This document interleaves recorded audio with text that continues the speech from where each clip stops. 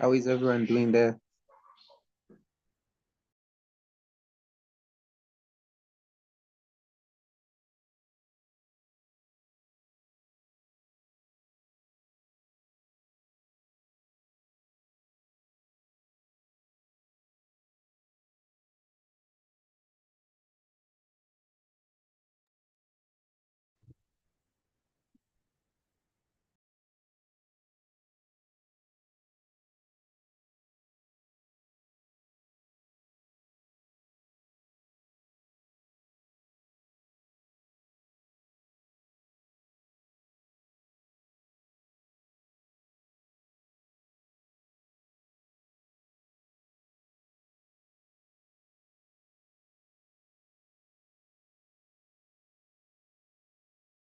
Hi, everyone. Please kindly confirm that you can hear me.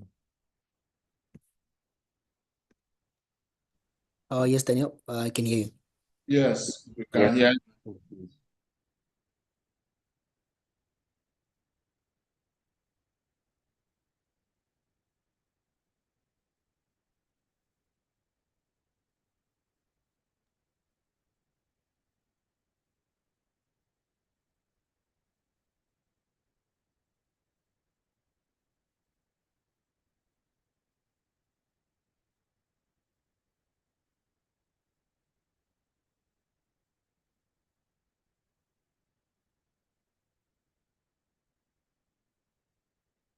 Okay, I believe you all can hear me now, right?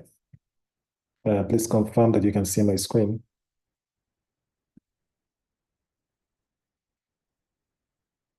Label, can you confirm? Yes, we can. Okay, Yes, great. sir. So I think we are at the time, 6 p.m. here. Hi, everyone. Good evening. My name is Daniel Label. Welcome to BRICS Data IDIA Data Analytics Training.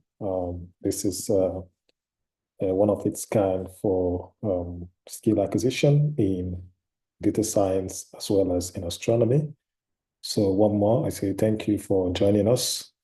We had our first section this morning by 9 a.m. South African time, and this is the second section. Yeah, so welcome to week 0. We call this week 0 because we want to get you familiarized with the tools that will be used for this training and for you to also understand the workflow. Moving forward, this program is being facilitated by BRICS as well as the IDEA Institute here in South Africa. So we'll move forward to the conversation this evening. First and foremost, again, welcome on board for joining us in this training. I think we received roughly close to 1,000 submission applications from people from across the world, mostly in the BRICS countries and BRICS partner countries. So we're happy you're joining us for this program. And as stated in the application, this program is targeted for beginners in programming as well as in astronomy. So whether you have an interest in astronomy or whether you're a beginner or whether you're just thinking, oh, should I do programming? Should I do astronomy? Hello. I think this is I'm a good fine. opportunity for Do we you. have? Oh, okay. Excuse me, Lebo, can you handle this? Maybe you need to mute people, everyone. Please, everybody, please kindly mute your mic. Yeah. So again, all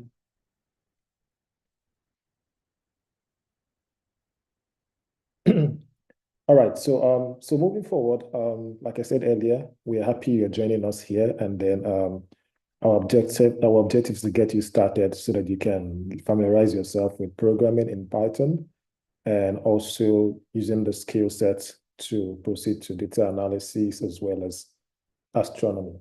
So we hope that you're going to learn Python basics or Python fundamentals that can take you from here to astronomy or any career of your choice. This is going to be a practical training, so there'll be a lot of hands-on exercises. Please do not be scared.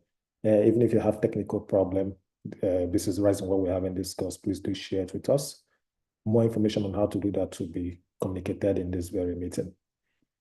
And that's it. So a little about BRICS. So BRICS stands for, it's a It's a geopolitics collaboration spanning from Brazil, Russia, India, China, and South Africa. But recently, a number of other countries have joined the economic team, and then it is moving forward to now accommodate even other partner countries who are indicating interest to join the organization.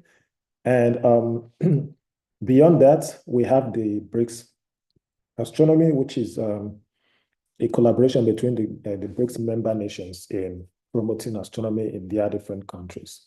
And then recently we have the BRICS Intelligent Telescope, which is one of those missions targeted at utilizing astronomical facilities across the BRICS countries to promote astronomy and also engage in real-time sciences, maybe focusing on transient and time domain astronomy, which also involves generating a whole lot of big data. And then in IDIA, we have the Inter-University Institute for Data Intensive Astronomy. So this institute was born out of the fact that South Africa is hosting the Square Kilometer Array. And then at some point, there were discussions on how to build technological facilities like the cloud facilities, data warehousing, data computing infrastructure to be able to process data that will be arising from the SKA, and even more recently, the Meerkat SKA precursor, the Meerkat telescope. So IDIA is an institute here in South Africa. It's a partnership between University of Cape Town, University of Western Cape, and University of Pretoria. So the goal is to build, the goal is to build capacity and expertise in data-intensive research in astronomy, and also provide facility for data analytics with Meerkat and the SKA Pathfinder telescopes. And then, so let's proceed to why Python. Again, we assume that everybody, maybe not everyone, but a good chunk of people joining this program are beginners in their career, early people who are probably undergraduates, and then are trying to familiarize themselves. They're trying to learn one or two skills. And the question is, why Python? Python is an extensive programming language. It is one of the common programming languages today. It is widely adopted in the scientific community. Again, it is easy to learn. Beyond that, it has been used extensively in data analytics. It is extensively in data analytics. It's also very, very useful for doing data processing, for even doing all manner of statistical analysis, including machine learning and artificial intelligence, which is the trend today. So Python allows you to easily analyze data, easily handle repetitive tasks, at the same time, create visualization. Some of you use Excel, I believe, and you can use Excel to do analysis and make plots. But Python can go further than what you can do with Excel. With Python, you can write scripts for repetitive tasks. You can use it to process large data sets. You can also use it to make beautiful visualizations. Any kind of visualization that you're thinking of, you can do that with Python. So again, it is very, very useful for research. And one other reason why Python is also very, very awesome is the fact that it allows you as a developer or as a script, as a code writer to prepare codes that other people can reuse. And we call these things packages. So a lot of this will be talked about in the course of this program. So let's look at the audience. So generally, all of you joining this program, we believe, are coming from diverse backgrounds. So we have a number of undergraduate students.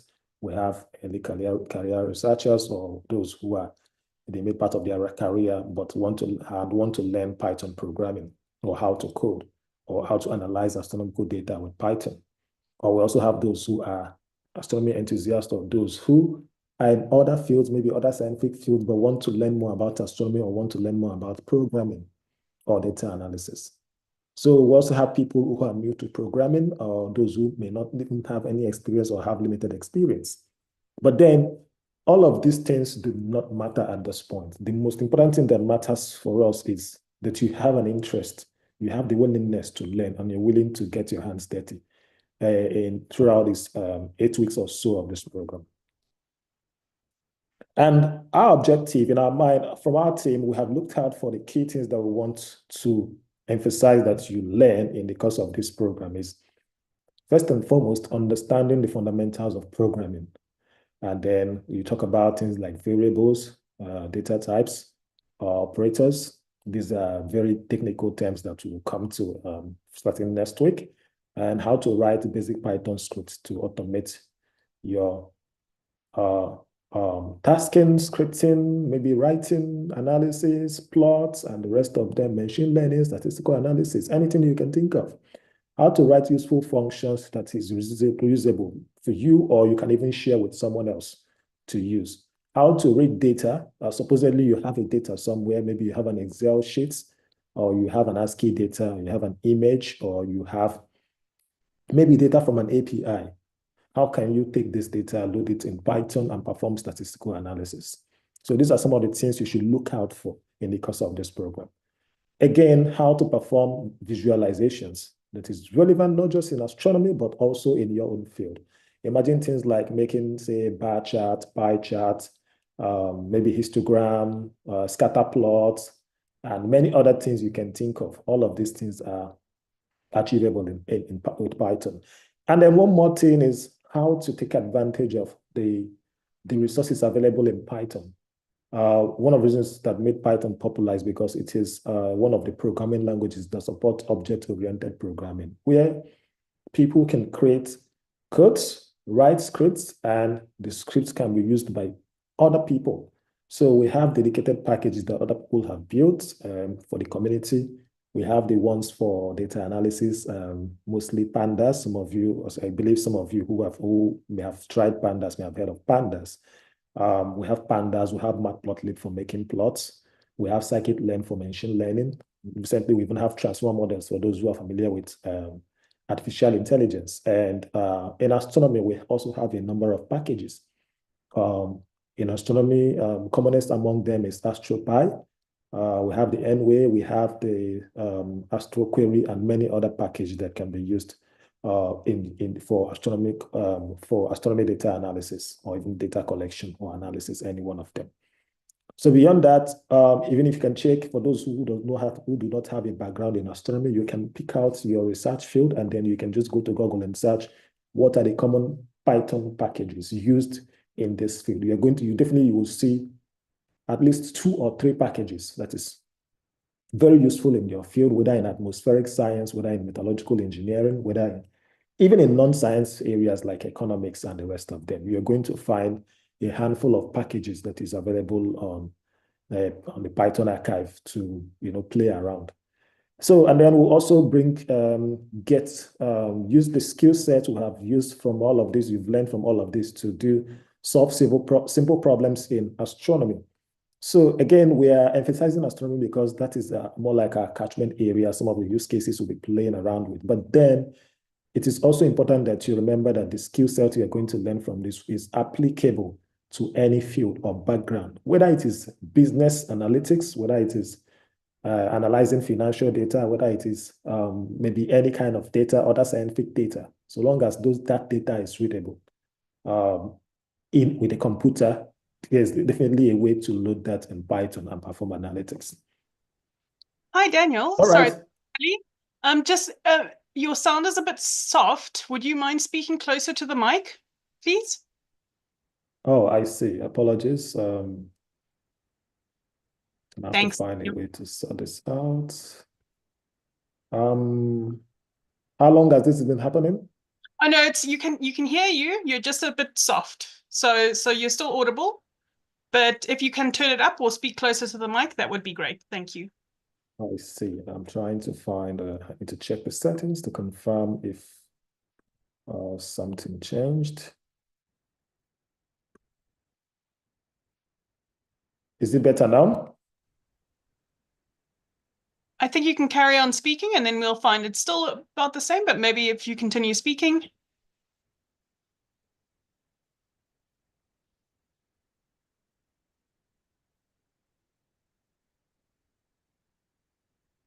Is it better now? It's about the same. Maybe if you speak a bit, you've got the mic on you. I think just carry on, and then we'll just, if everyone can please just turn up their sound, those who are struggling to hear. Otherwise, I know half of you can hear it, half of you are struggling. Just please turn up your sound, and we should be fine. Sorry, Daniel, you can continue. Apologies about that. So, but did this happen in the morning? No, it didn't. Is it better now? No, I'd say it was a bit worse, but it's fine. I think just continue. Okay, I'm just wondering why. I'm still checking. Everything in the setting looks fine. I'm wondering what is triggering this now. I didn't change anything in the PC. I'll see. Just a moment. Is it better now? No, it's still the same. Is it better now? No, that's still the same. This is. Can other people confirm? Because I know I'm using my. Okay. All right. It's fine. Yeah, Okay. I think just continue on, and then those who are struggling, please just turn up your volume as much as you can. Okay, apologies once again. I'm not sure what is happening, but I think the network is fine, and it's the same device I used in the morning, so maybe it's just a glitch. But apologies one more time. So on the course roadmap and schedule, I believe you have received this earlier, maybe last week, about how we are going to proceed with this course. So we have the week 0, which starts today, which is just going to be about orientation, onboarding things like installing software, familiarizing yourself with the notebooks, making sure that while the hands-on, you're familiar with how to navigate the course itself. And week 1 starts next week, Wednesday. We're going to talk about introduction to Python. That is where we're going to provide the basic functionalities of Python, how to, how to proceed in writing a code, the key terms in Python programming. Not just these key terms are not just peculiar to Python. It's also applicable to other kind of programming languages. One thing about programming languages is that if you manage to learn one, it will become easier for you to understand the other ones, because majority of the time the terminologies are similar or almost the same, except it's the only difference is mostly the syntax. So we'll be talking about Python programming, the basics of it, like variables, data types, data structures, how to write function, how to write scripts, and how to also use other codes that other people have written, how to import packages from Python archive called PyP, how to also check documentations, because some of these things, the documentations are out there and the rest of them. Then after that, we'll go into week 2, where we will talk about data analysis from a basic perspective. So we're going to touch on basic statistical analysis, like how to perform the normal mean, median, average, and how to perform certain distributions and the rest of them, how to even do some basic visualizations and all that.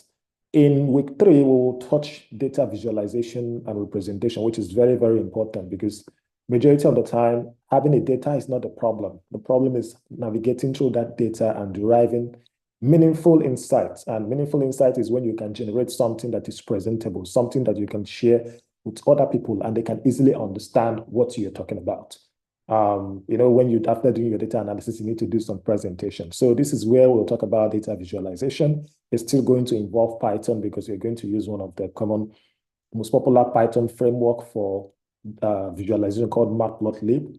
And we can also use Seaborn or Plotly, any one of them, to show different kind of distributions or different kind of visualizations you can make with Python. And then there will also be conversation around color theory, because it's important to understand how to use colors in your visualization to create plots that is very, very catchy.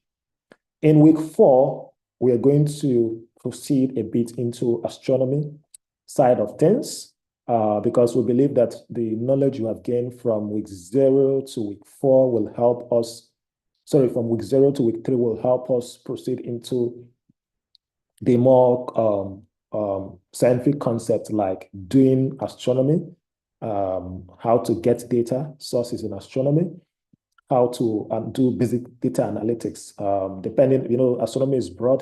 People outside may not understand. If this is for those who are not so familiar with astronomy. Astronomy is broad. So during the electromagnetic wavelength, we have multiple branches of astronomy. We have those who deal on stellar astrophysics. We have those who deal on extragalactic astrophysics. In the wavelength band, we have the radio, we have the X-ray, we have the optical, we have the infrared, you will have the ultraviolet, and many on all that. So the most important thing will be how to where astronomical data are, how you can fetch them, how you can make use of them, depending on the science use case. Then in week, sorry, in week 5, we will also do a bit, pick just one use case in astronomy, which is time series analysis. So what is time series analysis? For those who don't know, time series involves whenever you're taking a measurement and you're also taking the time stamp. Do you know, for example, what's the time now? The time is probably 6 minutes, 18 minutes past 6. You know, till the time is 18 minutes past 6. And what are you observing? Maybe I'm measuring the room temperature here, and then I take down my time. I also take down the room temperature. So we have this kind of data across many fields. They are called time series data. A good example of them is weather data on your device, on your phone. Some of you have smartphones, or you can also just open your browser and search the weather.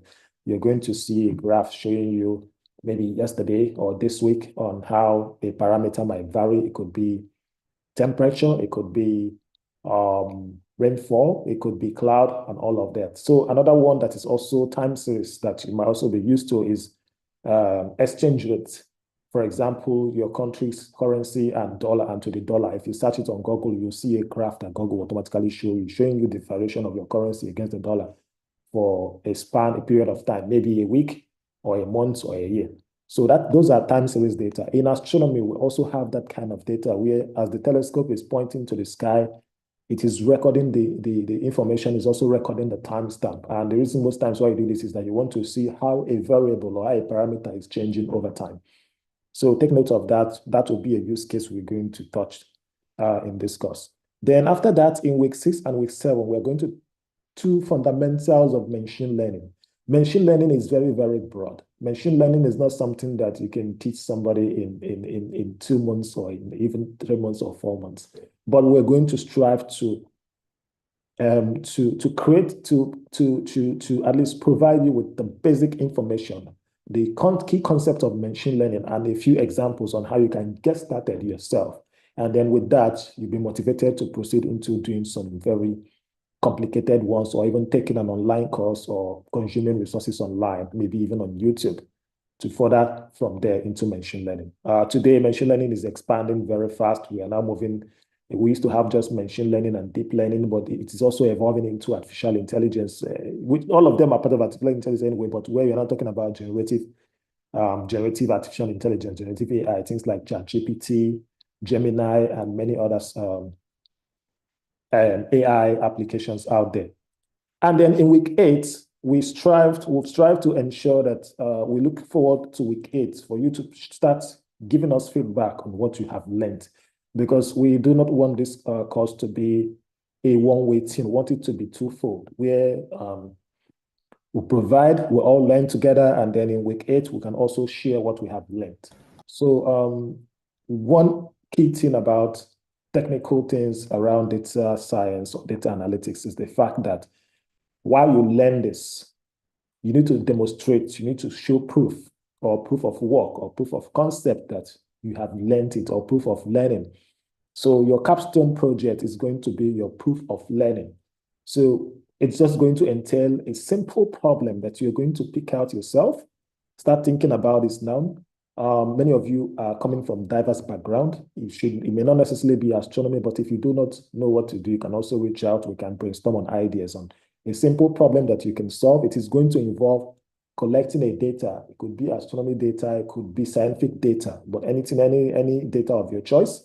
You're going to use the skill set you have learned from week 1 to week 7, at least, to perform. We expect that you perform basic analysis. We expect that you do a bit of data cleaning. We expect that you generate some insights, maybe transforming your columns, transforming data, maybe calculate using formulas to calculate something, and also showing us visualizations, plots, maybe a scatter plot, a time series plot. It could also be a light curve. It could be a bar chart. It could be a histogram. It could be anything of your choice, but the interest must be born out of you. So please start thinking about that now. All right. So What are the requirements for this training? This is purely a virtual program. And because it is a virtual program, what it means is that everything we're going to do is going to be online. There's no in-person class. Otherwise, we would have invited you to come somewhere to a venue. But our venue is strictly going to be online. So we have 2 platforms. The lectures will happen every Wednesday on Zoom, and but later on you can also watch in case you didn't meet up with the time or you got caught up with other things. You can also, or maybe you join the section and later on you want to go through the lecture again. They will be available on YouTube for you to access for free. So the most important thing that is required from you is to have at least an access to a computer, a working PC, that is at least any of the operating systems, Windows, Mac OS, or Linux, and access to internet. Of course, if you do not have access to internet, you will not be able to join us either on Zoom or watch the video on YouTube or even on Slack. Install recommended software, Anaconda software. So we are recommending Anaconda because it's easy to install and easy to manage. But like in the morning, some people who are already familiar with Python, some of them were able to install Python without necessarily using Anaconda because Anaconda is heavy. But we don't want to go through the technicality of doing the Python installation because there are a lot of people participating in this program, and we do not have enough human resource to start going through that for everybody, because depending on your PC, depending on the quality, there might be a lot of challenges that might happen in the course of trying to do normal Python installation. So we do recommend using Anaconda software. And earlier, I think last week or earlier this week, a link was shared out about the pre-course instruction, what you need to do, how to go about installing Anaconda is also in that very link. So this is the link here. We have the pre-course link. And by the way, some of you who joined this, or if you're on Slack, you would have seen this shared in the pre-orientation, Slack channel. So please, this slide is already there available, so you can go there and pick it up and take a look at it. These links are clickable in the PDF shared in the Slack channel. But let me just do that now. So on clicking this will take you to the pre-orientation week for those who may not have seen it. So it just gives you a description of some of the things you learn and the installation guidelines, which is provided here. And also, in case if you have any problem, you can follow this troubleshooting. But that's by the way. So please try and do this as quickly as possible. Try the installation. And if you encounter any problem, I will appeal to you to please share your concerns or issues on Slack. We already have a technical assistance section. In case if you have any problem, please kindly share the information there. One more thing is, for some of you, in case you haven't joined the Slack group, which was sent out since last week, please kindly do so. You will see the link shared by Labor earlier this week and last week. It does contain the link to Slack. So please kindly install, either you install Slack on your device, that's optional, or you can also just open it on your browser. It supports browser in case for those who don't have enough memory on their PC. So you can do it both ways. Install it on your PC or just open it on your browser. I think it works in Chrome and many other browsers. So that you can at least get information when information or resources are shared in the Slack channel, or you can also ask questions comfortably. And please don't be shy to ask any question. Don't be shy to ask questions. We're all equal in this program. No question, bad question. So please endeavor to ask questions whenever you hit a problem or challenge. Sir. Oh, one more thing. Sorry, who's speaking? Excuse me, sir. Can you hold on? Just hold on. Let's finish this. Then we'll Okay, sir. Okay.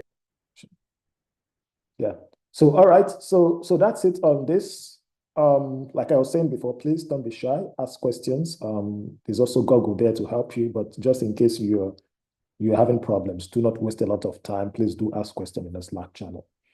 On the installation side of things, here we have the Anaconda software. I'm going to run through how to do this. I did this in the morning, so We have a link for downloading Anaconda, which is available in the course material shared to you. So one thing I will advise is, you know, your operating system. If you are using a Windows, you are using a Mac, so please kindly choose the installer for your operating system. Do not go and download a different one for that, a one that is different from your operating system. Otherwise, it's not going to work. And we have provided the installation guidelines. Additionally, information about it can be found in the pre-course link. And then, again, if you have any problem, please do share it in the Slack channel. So let's try and see the link to the Anaconda software. So if you click the link that was provided in the pre-course, it is going to take you here. And you don't need to do any other thing other than come here, pick the installer for your system. So I believe majority of people are using Windows. You can just click this to download the one for Windows operating system. It has only one installer. On the other hand, if you are using a Mac, you have about 4 versions here, or 4 varieties. One is the graphical installer. One is if you know how to play around in the command line, you can do that. So you have for 2, currently Apple has 2 chips. You have the Silicon chip, the Apple one, and you have the Intel chip. So these are the newer versions of Mac. These are the older versions of Mac.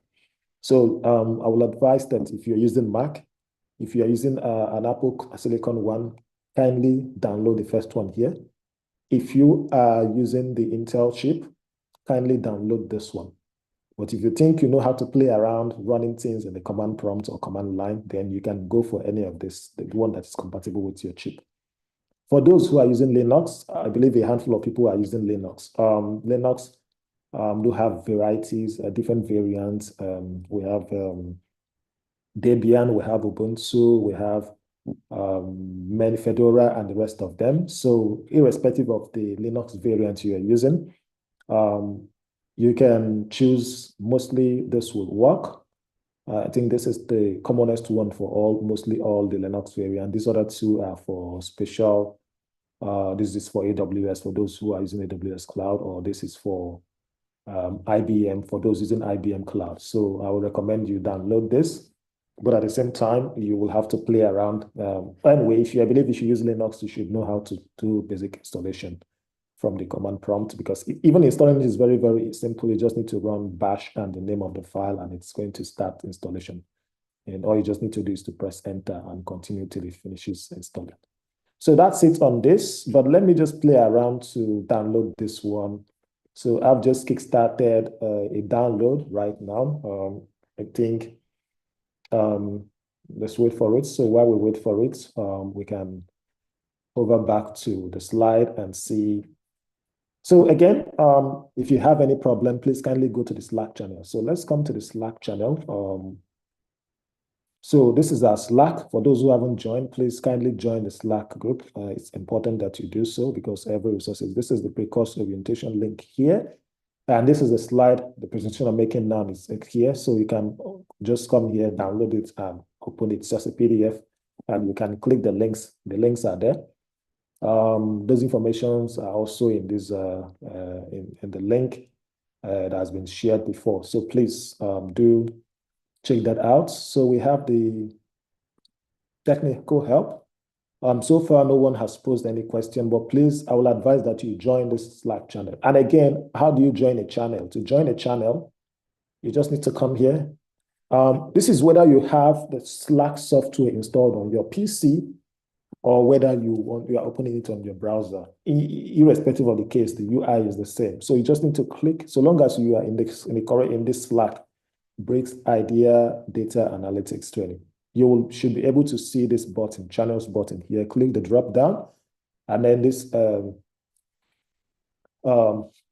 card point will open. Then you see the manage button. On clicking the manage button, is going to show you a list of items. You click the first one, browse channels. In the browse channels, you are going to see a list of available channels. So these are the channels available in this Slack workspace. So we have this introduction to Python, which is what we're going to use for our week 1. This is for job advertisement and opportunity. So a number of people were asking about opportunities, so we decided to create this. So this is the pre-course orientation channel. And I think a majority of the people are in the introduction. So please kindly go to join this one. And also the introduction to Python. And this is the technical help. So please join there as well. I see there's also one on software too. So just, you are not restricted. Join as many channels as you can. Also make use of this to network with people, share ideas.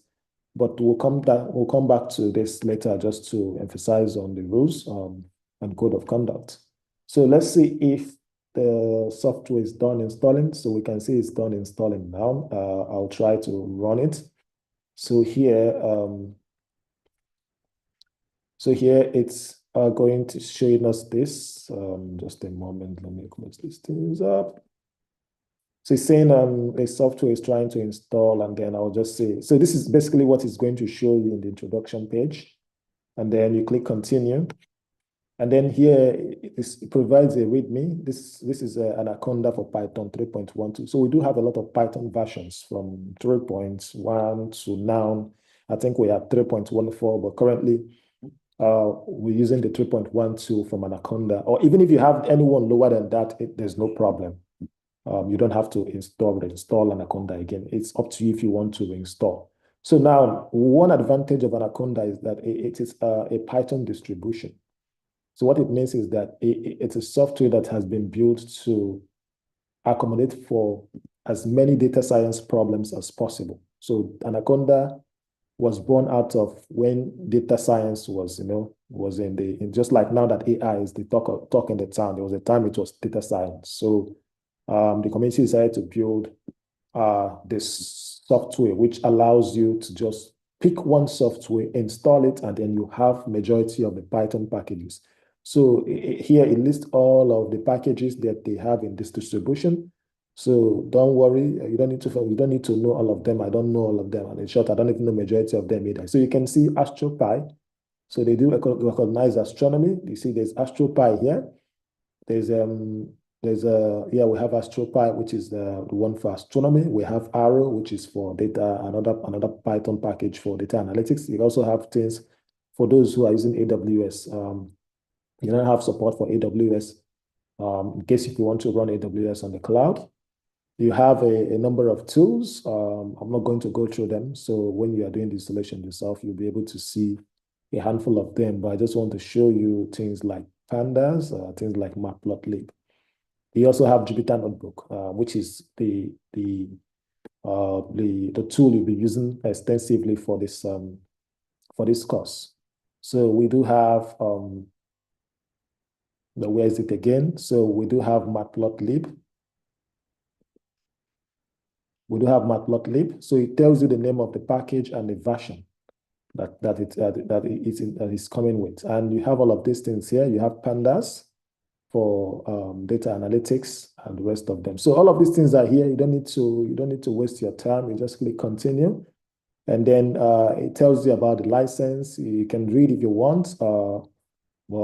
Anyway, it's just up to you. You can also go through it and see what the license is all about, and then you continue. It's a straightforward thing. You click agree, and then you install. I do install for all users on this PC. I'm the only one using this PC, so I prefer it that way. So you can also do the same.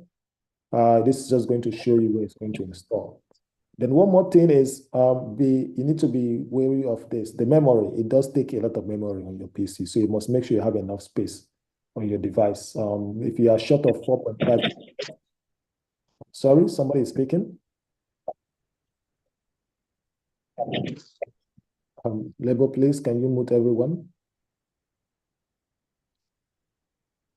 All right, so if you are short of memory, then we may have to look for another way to install. We have to use the minimal way to install, to get it to install on your PC, but probably that wouldn't be Anaconda anymore. We'll have to resort to maybe using Anaconda, or we have to get you to install either Anaconda or any other software.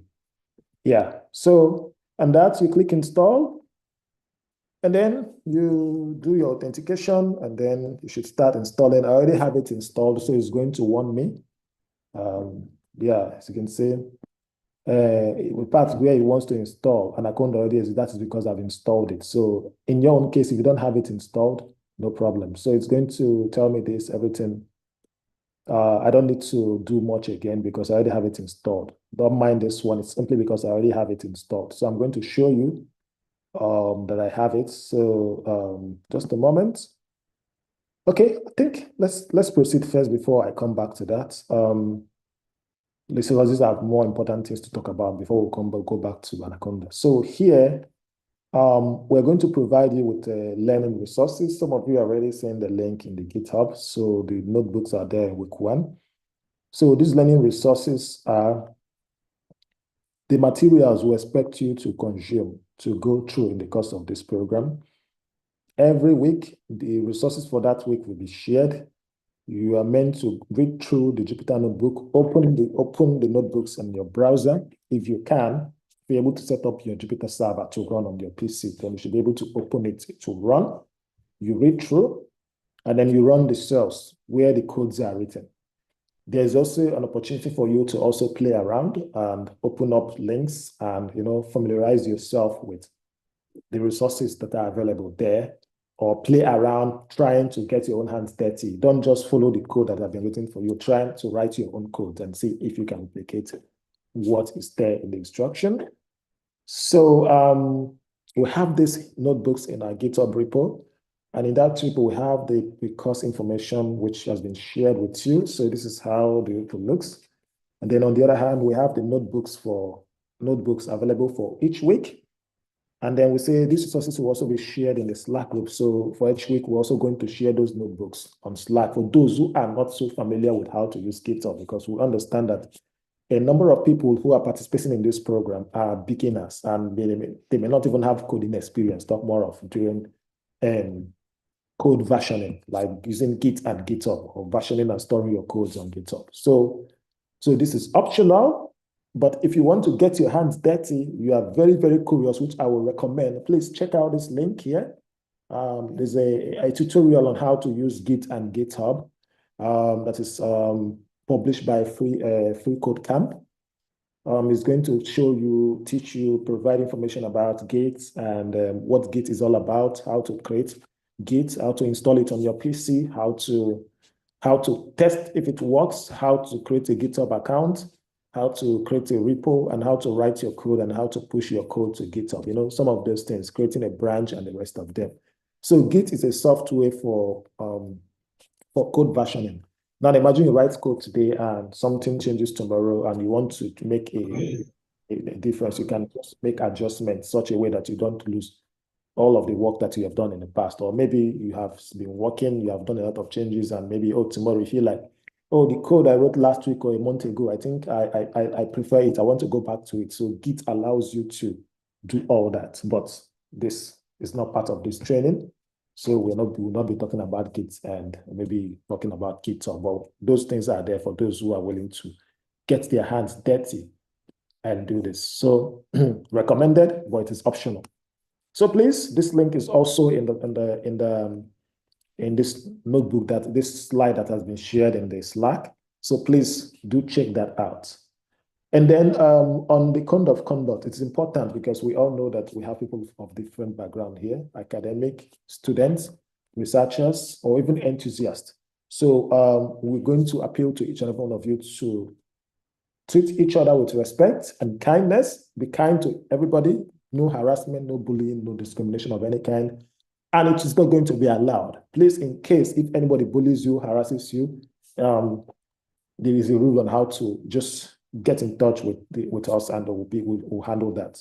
So please respect each other. Even when you're asking questions, ask questions, be kind, do not be rude in your question asking. Even if you have challenges, please do not be rude. And even if you have the opportunity to answer, the response, please also answer respectfully. And we believe that with this, we'll be able to, harmonize ourselves, help each other out in the course of this program. Then how to succeed in this course? Well, I believe all of you have motivations why you want to be part of this program. But then this is what I'm going to suggest to you is, please engage with the content. Engage not just with the contents. Some people know how to engage with content, but they don't know how to ask questions. Also ask questions. Also practice. The more you may not understand these things the first time, don't be scared. Don't be wary. Just, let your mind be there. So long as you can understand the English to an extent, it's a good start. You're going to spend a lot of your time typing, if need be. Please, I think you should also have that. Try for each code, try and see if you can replicate that. It will help you practice. And when you start doing so, you begin to understand, how to navigate programming and the rest of them. So please leverage the resources that I've shared with you, whether the lecture or in the videos or the reading sections in the notebook or writing the code. Please do that. Ask questions on Slack. And also, please do not limit yourself to the only thing with the resources we're sharing you. A quick search on Google will give you tons of information. So please let that also be an option for you.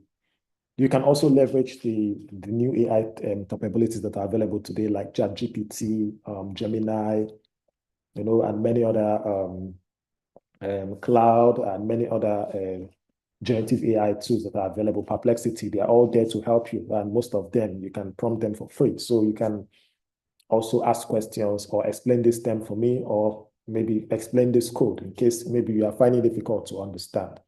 So, or some of you, maybe if English is not your first language, or maybe you want to see, you can also ask it to interpret in your local language such that you'll be able to understand very well. So, there are many ways to deal with this.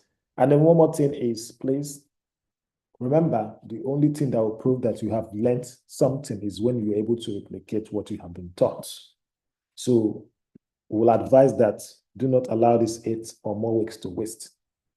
It's important that every skill set in all of this course, you'll be able to pick out 1 or 3 things that you can say, oh, at least in these 2 months, I've been able to learn how to do this, and there should be something to show for it. You can't just tell me, oh, I've learned how to do data analysis. You have to tell me, I have this problem, I have this data set, I was able to perform data analysis, and I was able to come up with this result.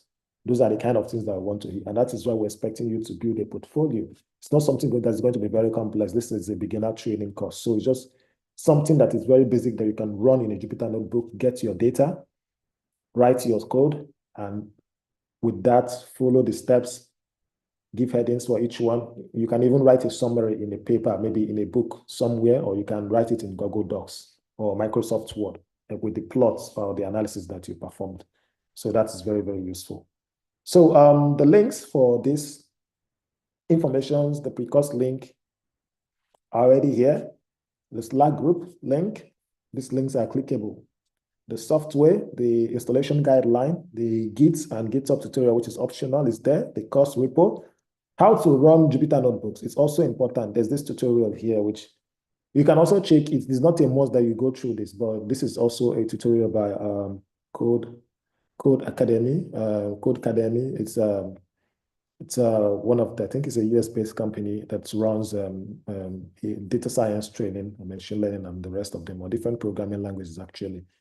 So they do have this nice tutorial they can also use to learn how to, run Jupyter notebooks. It tries to break down all of the interface for you, what they mean and how you can start with it. So please, it's a very short, it's not that long. That's why I recommended it. So that's by the way, but let's come back to Anaconda right now, for those who may not have seen Anaconda, or those who haven't installed it. So if you manage to install Anaconda on your PC, if you're able to install the graphical installer, then you should have this button. You can find this in your Mac or on Windows. Just search where you go to search for your apps. You will find it there. All you need to do is just click it, and then it opens up. And when it opens up, let's see. Okay, so it opens up, provides you with this interface, and then this is called the navigator. So the navigator allows you to see, it presents you with other softwares that you can open with the Anaconda. All of these things are bundled together. A good number of them are installed, but not all of them are installed. So some other ones are optional. But for the sake of this course, we will only be dealing with Jupyter notebooks. And the Jupyter notebooks can be opened with either of these 2 tools, either Jupyter Lab or Jupyter Notebook. PyCharm is a very beautiful IDE, mostly for Python. It's very beautiful, but it's also heavy. I wouldn't recommend you install it now, but you already have it on your PC. You should be able to identify it. For some of you who have been coding before, you know, probably will have heard VS Code. It's one of the most popular IDEs developed by Microsoft. So Anaconda comes with its own IDE called Spider. You can also launch it. We also have the Qt console that it's it's quite similar to your command prompt or terminal. But anyway, we are interested in this too. So I'm going to start off with Jupyter Notebook. So all you need to do is to click the launch button. On clicking the launch button, it is going to run through and create a server for you. And automatically the server is going to open up in a browser, either your default browser or any browser opened on your PC. Then it takes you to your home directory. When it takes you to your home directory, you need to go to where your data is going to be. So the resources we are going to share, you're going to choose anywhere you want to store it on your PC, whether in documents. We recommend either documents or desktop. For those who are using GitHub, you can clone it into any part of your folder, and that's it. So right now, I do have my my notebooks in the data folder in my home directory, and where they have resources for week 1. So all I need to do is, this is my notebook for week 1, or these are the notebooks for week 1. All you need to do is to open them. You just need to click it one more time, and it opens in a new tab. So let's do that now. Let's do it for this first one. Automatically, it opens up here in a new window, and then here is the Jupyter Notebook. So Jupyter Notebooks allows you, it has been designed to run on a browser. So it uses HTML and JavaScript to render the coding environment for you in a browser, and it also in a very nice format. So here, this is just an example of how our notebooks look like. Here we have a couple of texts trying to explain something to you with images, and then you have a cell. So this is a cell. So one thing about Anaconda is that whenever it creates the server for you and opens the browser for you, you don't need to say you are starting an environment. It has already created an environment for you. In my own case, it has created a Python here, Python Conda, you see env base, that is the environment. So I do not need to check any environment to start running. So all I need to do is, oh, beautiful, print hello Python. So this is the cell, the codes are, these are the codes. These are just guidelines, explanations for you. And this is the code itself. Now, how do I run this code? If you do Shift plus Enter, which if you read this, it says you need to press Shift plus Enter. So you hold your Shift and press Enter button, and then it runs. You can see it has run for me. And that's it. So, but then we do have tons of notebooks. You can see them here. This is another example. And this is talking about variables in Python. You read through, it tells you about the learning objective and starts discussing the topic for you and showing you examples. You can just run them. Please read and also play around yourself. It is very, very important that you do so. So now let me quickly close this. Let me close this. And all right, I think I should be able to close this. Yes. So okay, on the other 10, let's see. Okay, so with this, we'll try and do the same for Jupyter Lab. I do like Jupyter Lab. I prefer the Jupyter Lab more than the Jupyter Notebook. But they all notebooks, they all show you the note, allow you to access the notebook. Yeah, so they all allow you to access the notebook. So now let's get back to this. This is Jupyter. You can see this is Jupyter Lab. So because my server is still on, it automatically shows me the part where I am. So you can see it opens this thing back for me. And sorry, just a moment. I don't want to create an account. Okay, I can close this thing right now. Yeah. So on the left pane here, is going to be your folder. It's going to be anything that you are interested in, and your repo, your data, your week one. Okay, this is week one. So in the week one, we have this. Supposedly you want to navigate back, you just into this, click this folder. So these are the folders here. We are in week one, so you click this and it brings us back to the other information in the repo. This is taking one more step backwards into your PC, your folder, and the rest of them. So here we have the same notebook that I opened earlier. So you can see, and then I can run it. And that's it. It runs, no problem. But anyway, this is just one way. And that's it for Anaconda anyway. But then I need to also highlight one more thing, which I think we need to pay attention to, which is the fact that for whatever reason, we've also factored in that maybe a few people might not necessarily have very good PC that can allow the installation of Anaconda, maybe using very old PC or, or brick-like PC. So we factored in that. We factor that in, so we are creating an option, but please do not resort to this option. If you have a better PC, please kindly stick with using Anaconda or manually installing Python for yourself and running our Jupyter notebooks. So let's go back to the repo. Let's go to the course repo here. I think I already have it open somewhere. Yes. So come to week one. This is the course repo here. And then I come to any of these notebooks. These are notebooks that we have. Supposedly we want to go into those one.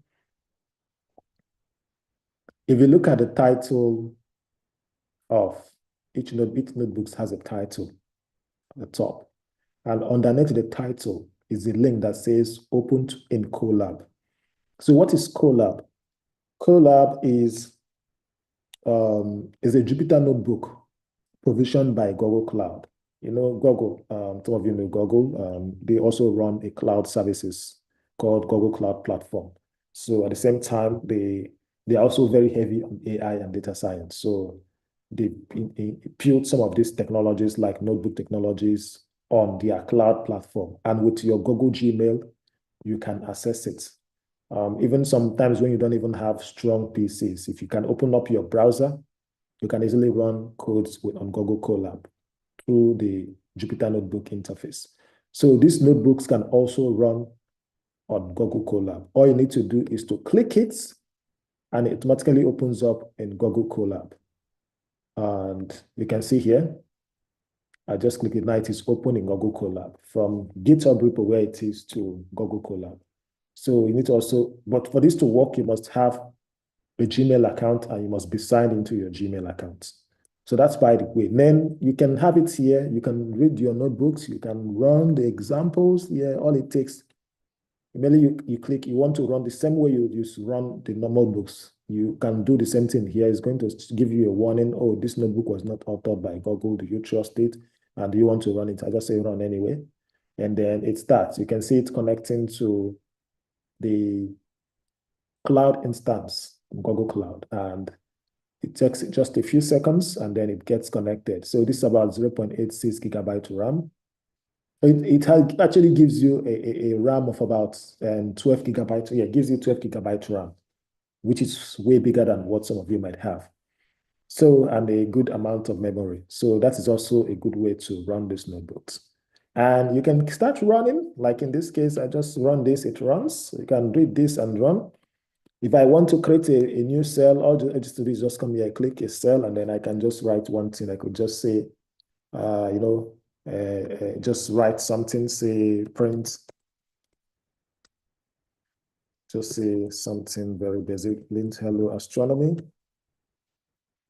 And that's it. It prints, it runs. So, but one more thing, note that something you need to be cautious about is that because this thing is not running on your PC, if you make any changes on the notebook and you get disconnected from the internet, or you leave this instance for a very long time, maybe you go away, your computer sleeps, maybe after 1 hour, 2 hours, or even less, maybe even 30 minutes, your computer disconnects and automatically you might lose some of the changes that you made on your notebook. So I would recommend that these notebooks are not that long. So if you spend 30 minutes or 1 hour, you should be able to finish one, even if you are trying to learn and type. So you can do that, create more cells, try different examples by yourself. And when you are done, remember, it's also important because you need to keep these notebooks for future purposes. You need to keep them so that you can always go through them and refresh your memory anytime you want. So automatically, this notebook becomes yours. Whenever if you download this notebook, it becomes yours automatically. So any changes you make is there for you to consume. So to save yourself, just click File, and then you go to Download and click Download IPyNB. Automatically, it is going to download the notebook for you. Then you can store it on your computer anywhere you like on your computer. Any day you have a strong memory, or you want to, you can also just take that and open it on your own PC if you manage to create a notebook server. So this is just something I want you to be aware of, and that's it. So I think we have spent a good number of time discussing about how to get around this course, how to navigate it. Please, if you have further questions, do ask, or challenges, do ask in the Slack channel. But anyway, other than that, I think we'll come to the end of this section. So we're going to now proceed into the question and answering section. So please kindly ask your questions. Let's see, I don't know if there are questions in the Slack already, or I can see we do have a lot of information there. Yeah. Okay, so I'm going through the. Okay, Sally, you see. So can we get the recorded video from this?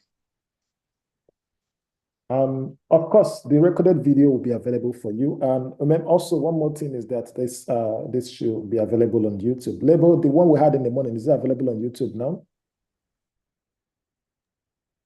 Oh, yes, it is. Okay. This one too. Okay, so please, whenever immediately after the sections, you can quickly just they're available on YouTube for you to go consume. So I'm seeing a number of questions. Daniel, there's a question. I'm using PyDroid 3 on my cell phone. Is it allowed? Using what? PyDroid. I'm using PyDroid 3 on my cell phone. Is it allowed? So I guess don't know. It depends, but majority of the time it's good to use your PC when learning programming. But if you think you can, it's up to you. You can try it out. I'm hearing that for the first time. So you can, if your PC allows that. Sorry, if your mobile device allows that, then you can do that as well. And then let us know on the Slack if it works or if it doesn't work, so that others can potentially use that as well. I think that's good. Yeah, please do let us know. I guess it's for Android, but I don't know. Anyway, this materials are lightweight, but I'm not sure if it can allow you to run a Jupyter notebook well. You can let us know if you succeed with it. But otherwise, please kindly use your PC. It is recommended that you use PCs to do this. Okay, so I'm trying to go through these and see the ones that we can. Ask some questions. Any assignments that this program would have? So does it? Yes, of course, the exercises. We do have exercises in the notebooks. For example, here you can see here we do have an exercise here. So these are simple questions that you can answer. So please do. Based on based on what is covered in the notebook, then you can use that to answer do the exercises. And again, these things will be very, very handy when you are doing your capstone. So that is when it's going to tell whether you're actually learning something or you're not learning something. Okay.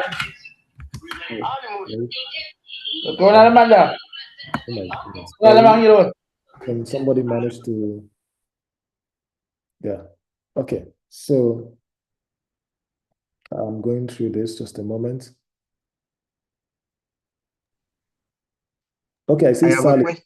I have a question. Okay, go ahead. Yes, I'm having challenges accessing the materials, the pre-course materials, I think, if I'm correct with the statement. So I what are don't you? know, it's saying I can't reach the site, so I don't know what's going on. You can't reach the site? Yes, it's refusing. I can't get onto the materials because I'm being blocked. I don't know if it's my network or there It's is an issue.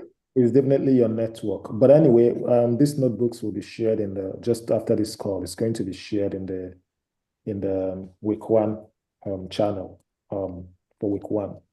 Okay, So, thank you so much. That would be helpful. yeah. Okay. I have a question, sir. Okay, go ahead. So at the end of the program, would each of us be assigned with a project, or would it be a team project or an individual project? No, it's not going to be a team project. It's going to be personal project. Because this is a beginner section, and a team project will create will not be ideal because we do not expect you to do a lot of things. You can make to just pick one data, and because each of you should be running the notebook, so it's important that you try and develop a project for yourself. Thank you, sir. Sir, and would we be receiving any formal certificates after the program ends? Yes, of course. Those who are able to submit, that's one more thing. So for you to get a certificate, you must be able to do a capstone project and submit. So we're going to define the guidelines on how to meet the criteria for a capstone project. And please, that's why I've been emphasizing on it. At the beginning, please get a problem, get a data set. In the course of this every week, while you're learning something, think about how you can use the skills that you have learned to apply to that data to generate results. And then at the end of it, you should be able to make present. Starting from week 6, we should start having something concrete in your project that you have in mind. Oh, this is good. This is good enough to present. But that information will be shared lab test in the second week, because first week and second week will be Python introduction and data analysis concepts. Thank you, sir. So if you do that, you get a certificate. At least that is proof that you've been able to, you learned something in the course, and we can at least issue a certificate. Yes, sir. Okay. Other Thank you, sir. questions? I am having a doubt here. Hello. Yeah, proceed. Sir, like we have to prepare PPTs and thesis for the project. Say that again. Do we have to prepare PPTs plus thesis? Oh, not necessarily. We expecting you to have a notebook where you can write what you have done and including the code. So it should be something that you can run. So, okay, let me show you this. Okay, barely looking at this. Let me just open from here. Let's see. So this is a Jupyter notebook. This text have been written, and these are the codes. The codes are written here. You can see this code has been run. This cell is numbered. Here you can see that you're able to run this. If I made a plot, you also be able to see that I made a plot. So you're going to submit a Jupyter notebook because they want to see the code itself. And in the code, both the plots and the data should be accessible. So I think that works for now. But if you can also proceed to maybe make a presentation and submit with it if you choose to. Okay. Yeah. And do you guys will provide the data, or we have to choose by our own? Like we have to choose the source by our own, and like the whole project. We have to choose by our own, or you guys will give us. I get you now. Data for your project. You have to choose it by yourself. We're not going to give you any data. We'll only recommend. But again, this is let me make this. Sally, I'm coming to you. We're going to make this broad in the sense that we understand that many people also coming from people with diverse background and coming. So we're not going to restrict this to only astronomy. I want to see what interests you, and if you understand what interests you, you can find a data and use Python and use data analysis to analyze your data and give us useful information, something that proves that you've learned data analysis skill or you can code in Python. But for those who are already familiar with astronomy or want to do something in astronomy, that is awesome. So you are flexible from anything that interests you. All right, Sally. Okay, there's a question from Mulalo Roulette. Could we link GitHub with Simbad or should we use Skynet? I didn't get that. Could we link GitHub with Simbad or should we use Skynet? Fortunately, I'm not sure that is clear. I'm not sure there's a way you can link GitHub to Simbad. I don't know what it means, but if you mean Simbad in astrophysics, the database, then I'm not sure how you can do so. Unless you're talking about running data, querying data from Simbad or Visia, yes, there is a Python script that you can use on Google Colab to just do that. But I don't know what you mean by Skynet. All right, Sally. Yes. Question from Sakile Zungu. Hi, Daniel. Will we need to pull your BRICS Astro repo every week or just check out the material we need to study and work on and build our own repos for our possible portfolios? Oh, that's fine. So you can pull or you can take the resources and build your own repo. I would highly recommend you build your own repo because it will be very, very good for you. If you can pull, that's fine. It means you're familiar with the GitHub, how it works and how to make use of it. That's beautiful. So that's a very good option. If I'm the one doing this now, that's what I'm going to do. But it is optional. It is not recommended for everyone because we understand that some people are beginners and are not familiar with these technologies, and we do not have enough time to start teaching them how to do that. It's something they can learn on their own later. So please, that's a very good idea. Do it and you can pull. Yeah, and do whatever you want with it. Any other question? Yes. There was a question we answered earlier, but maybe just reiterate. Will we get a completion certificate at the end of the program? Yeah, I already answered that. And the emphasis is on completing a project. Doing your, what's it called? Doing your capstone project. Because that is the evidence that you've gone through the course, you've learned something that you can at least beat your chest and say, oh yes, I've gone through this program. This is the evidence or proof of concept that I learned something.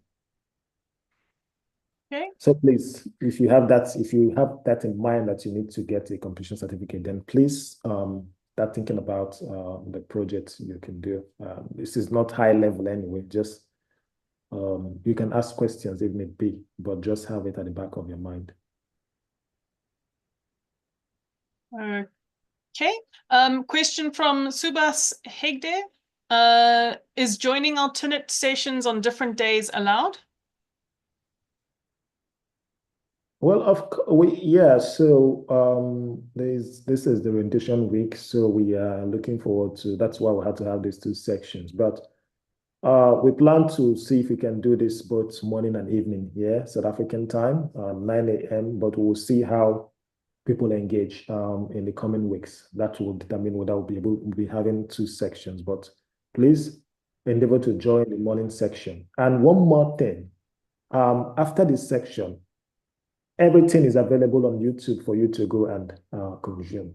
So you don't have to necessarily wait to say, let's wait for the evening section, because it's just the same thing. It's whatever thing I've done now, or demonstrated now, is what we did in the morning. But this is just an opportunity to allow more people to maybe use this opportunity to maybe ask questions, because this is the first time. And those who may not have joined, that may have challenges, should be able to use this opportunity to do it for the first time. But please, we have these sections in the morning, and let's say you didn't join it, go to YouTube. It's the same thing. Consume it, go through it, watch the videos, follow the resources. If you have any question, go to Slack, ask your questions in Slack. And okay, before we even close this, I need to do one more demonstration. That reminds me, I forgot earlier. So let me close this. I understand many of you are using Slack for the first time. So for those who haven't joined, this is Slack. It's a communication tool for a community tool for communication. It's way better than WhatsApp and Telegram. So here is our group, our workspace, data analytics workspace. You can see it here, data analytics program. We have a number of channels here. We have the pre-course orientation channel. I can see, seems like someone have asked question here, right? So, and then we have many other. So for every week, course week, we are going to have week 1, week 2, week 3, week 4, week 5, week 6, week 7. So for each of those week channels, it will be created here and the resources will be appended in the Slack channel. So please, the same way you have joined the pre-course orientation channel, please endeavor to join for each of the week. Why are we doing this? We want to make sure that our information is structured because a number of people may not have joined the Slack channel, and we don't want a case where they join and they will struggle to understand what is happening in the group. So please, the rules is, for example, this is the pre-course orientation week. If you encounter any problem, do ask questions. Anything related to this orientation week, do ask questions. Here you can see a few people have asked questions. Anything technical, you can come here, though we do not have anything here for now, but you can come to the technical help. I think I demonstrated earlier how to join any of these channels. You just need to come to manage and browse channels, and then you see everything. So new ones will be created, and you'll be informed in the general group when a new channel is created, and the link pointing to it will also be shared. So please keep an eye on your Slack, the same way you keep an eye on your WhatsApp or Telegram for this group. That's the first thing I'll suggest. Then again, supposedly, oh, you have a question. You can see a number of people have asked questions here. And you want to respond. Because we also encourage people to respond. Responding to questions is not only meant for mentors or organizers. But if it's anything generic or has to do with the resources and someone else have an answer to it, please do help out. Remember, the more you explain, the more you understand better, or the more you're helping someone, the more you understand the topic better. So let's say, for example, I think this is Sakile said, I'm not sure if I missed it, but do we submit the weekly end of lesson answer as some portal or link? We'll let you know by end of this week, because we're looking at the intensity of handling this for each of the week, but more emphasis is on the capstone projects. So, but I want to demonstrate something now before I forget, which is how to handle communications in Slack. Supposedly, okay, let me just do a mock thing now. So Sakile just asked a question. Imagine he asked this question, and then I reply, and then I said, I don't know.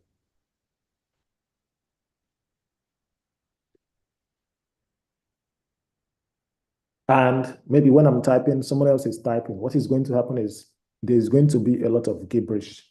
Over time, this will no longer be clear whether somebody is responding to someone, or whether I'm saying a different thing.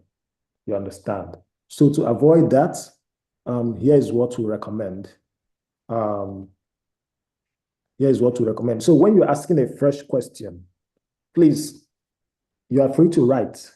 But if you are responding to what someone has said, this is how to go about it. You just hover on the message the person has posted. You're going to see these icons. This is just icons for check good. It's emojis, and then the fifth one says reply in thread. So this allows you to reply to this question exactly. So in this case, I can just say again, repeat the same thing I said earlier. I don't know. And that's it. This is just me just being silly. And then you see, let me close this. If you look at this, it is going to show one reply. Supposedly, Sally wants to respond to this. Maybe Sally has a better information or someone else has a better information. Just click one reply, that, and then the conversation continues. Maybe I might just say, or maybe I want to say something, I can just say, focus more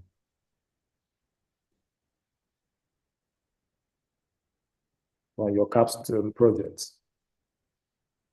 I could say this, and you can see what is going to happen now is here it shows that,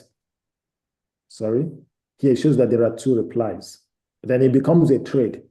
Sometimes trades can be as long as possible. Maybe I and Sakile can continue. He might come back and ask further questions, and then I continue on that. What happens is that the Slack channel looks neat, and people who might join tomorrow or next week will be able to understand the flow of the conversation. But let's say we just start chatting here. It becomes a problem. Maybe it might be clearer in the next 5, 2, 3 messages, but after that, the next 10, 15, it will become gibberish, and one will not be able to understand it. So please, let's keep to these rules in the course of this program. So I just want to clarify that. So please, any other question?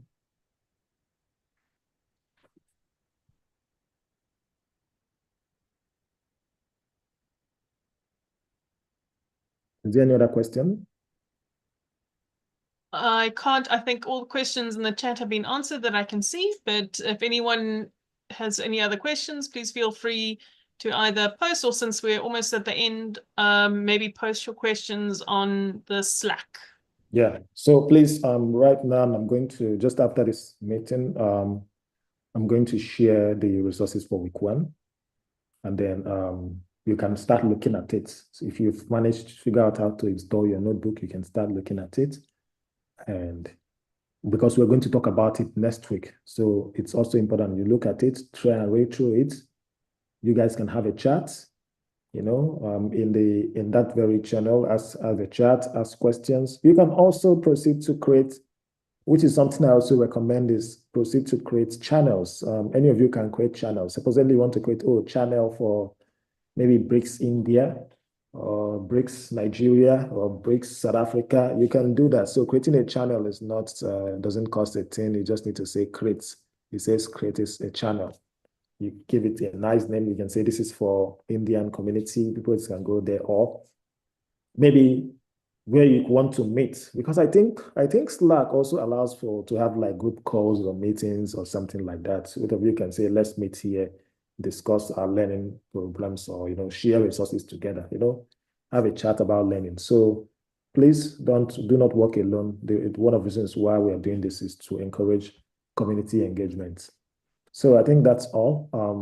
But please, for each channel, stick to the rules in that channel. So if this is a pre-course orientation week channel, focus on anything that has to do with it. If it's the social thing, please focus on social. Don't bring anything social into pre-course orientation. Don't bring anything into week 1 or technical help.